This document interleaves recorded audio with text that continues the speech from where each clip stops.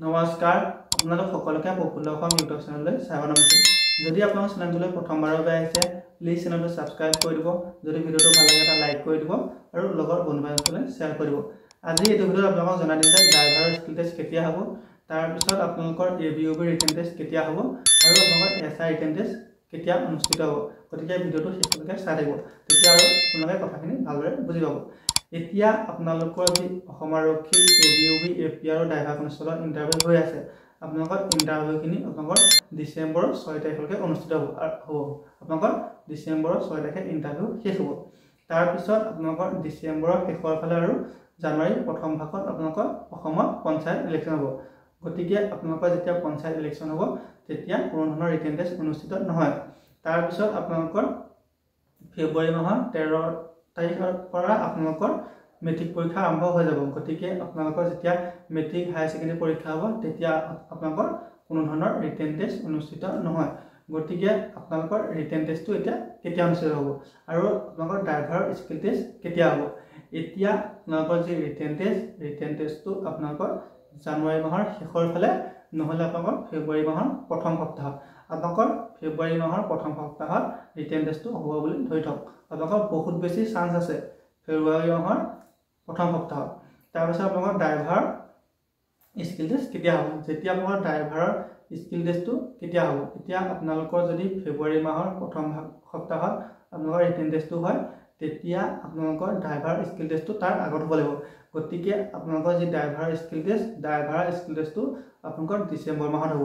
আপোনালোকৰ ডিচেম্বৰ মাহৰ শেষৰ ফালে ড্ৰাইভাৰৰ স্কিল টেষ্ট হ'ব। গতিকে আপোনালোকে যিখিনি ড্ৰাইভাৰৰ পোষ্টৰ বাবে এপ্লাই কৰিছে আৰু আপোনালোকৰ ইণ্টাৰভিউ পাছ কৰিছে, ভাল মাৰ্ক আছে, তেওঁলোকে ড্ৰাইভাৰ স্কিল টেষ্টৰ বাবে প্ৰস্তুত হৈ থাকক। আপোনালোকৰ কম দিনৰ ভিতৰত ড্ৰাইভাৰ স্কিল টেষ্টটো অনুষ্ঠিত হৈ যাব।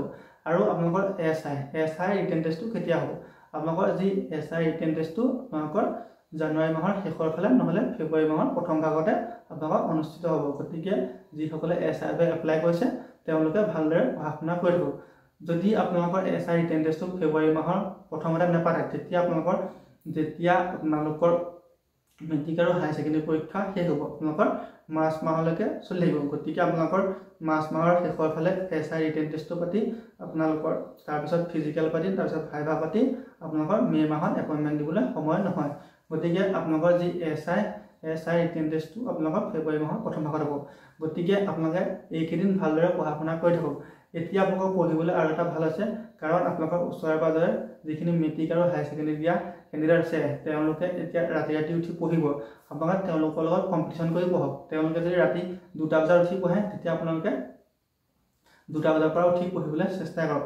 আপোনালোকে মেট্ৰিক হায়াৰ ছেকেণ্ডেৰী দিয়া কেণ্ডিডেটতকৈ আপোনালোকে বেছি পঢ়িব লাগিব, কাৰণ আপোনালোকৰ মেট্ৰিক হায়াৰ ছেকেণ্ডেৰীত আপোনালোকৰ 6টা নিৰ্দিষ্ট বিষয় আছে আৰু আপোনালোকৰ কোনটো চেপ্টাৰৰ পৰা কিমান মাৰ্ক আহিব আপোনালোকে গম পায়। কিন্তু আপোনালোকৰ যি অসম আৰক্ষীৰ ৰিটেন টেষ্ট হ'ব তাত আপোনালোকৰ কোনটো বিষয়ৰ পৰা কিমান নম্বৰ আহিব আপোনালোকে গম নাপায়। আপোনালোকে GK পাৰ্টটো আপোনালোক ক'ৰ পৰা কুৱেশ্যন কাটি দিব কোনো গম নাপায়। গতিকে আপুনি তেওঁলোকে বেছি পঢ়িব লাগিব। তেওঁলোকে 600 মাৰ্কৰ কাৰণে পঢ়িব, আপুনি 100 মাৰ্কৰ কাৰণে পঢ়িব, কিন্তু আপুনি তেওঁলোকতকৈ বেছি পঢ়িব লাগিব। আপোনালোকৰ 100 মাৰ্কে আপোনালোকক ঘূৰাই দিব। গতিকে আপোনালোকৰ যি 100 নম্বৰৰ 100টা কুৱেশ্যন আহিব আপোনালোকৰ 50 নম্বৰৰ, সেই 50 নম্বৰৰ পৰীক্ষাটোৱে আপোনালোকৰ জীৱনৰ যি গতিপথ সলাই দিব। আপোনালোকৰ যি সপোন আছে সেই সপোনটো আপোনালোকক সলাই দিব পাৰে। গতিকে আপোনালোকে ভালদৰে পঢ়া শুনা কৰি থাকক। আপোনালোকৰ যিখিনি মেট্ৰিক হায়াৰ ছেকেণ্ডেৰী দিয়া কেণ্ডিডেট আছে তেওঁলোকতকৈ আপোনালোকে বেছিকৈ পঢ়িবলৈ চেষ্টা কৰক। আৰু আপোনালোকে যদি ভালদৰে ৰিটেন টেষ্টটো দিয়ে তেতিয়া আপোনালোকে 10 মে' দিনাখন আপোনালোকৰ যি 35,000 নিযুক্তি হ'ব তাৰ মাজত এজন হ'বলৈ পাব। গতিকে আপুনি নিজে ভাবি চাওক, যেতিয়া আপোনালোকৰ একেলগে 35,000 এপইণ্টমেণ্ট দিব আৰু 35,000ৰ ভিতৰত আপুনি এজন হ'ব।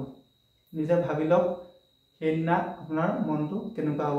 আৰু আপোনাৰ যিটো সপোন আছে আপোনালোকৰ 2 বছৰ 3 বছৰ 5 বছৰ কষ্ট কৰাৰ যি সপোন আছে সেই সপোনটো সেইদিনা পূৰণ হ'ব। আপোনালোকৰ মা দেউতা, ঘৰখনৰ, আপোনাৰ নিজৰ যিখিনি সপোন আছে গোটেইখিনি আপোনালোকৰ পূৰণ হ'ব 10 মে' দিনাখন। গতিকে আপোনালোকে ভালদৰে পঢ়া শুনা কৰি থাকক। এইকেইদিন আপোনালোকে অন্ততঃ পঢ়াত নকৰিব, আপোনালোকে পঢ়ক। ধন্যবাদ।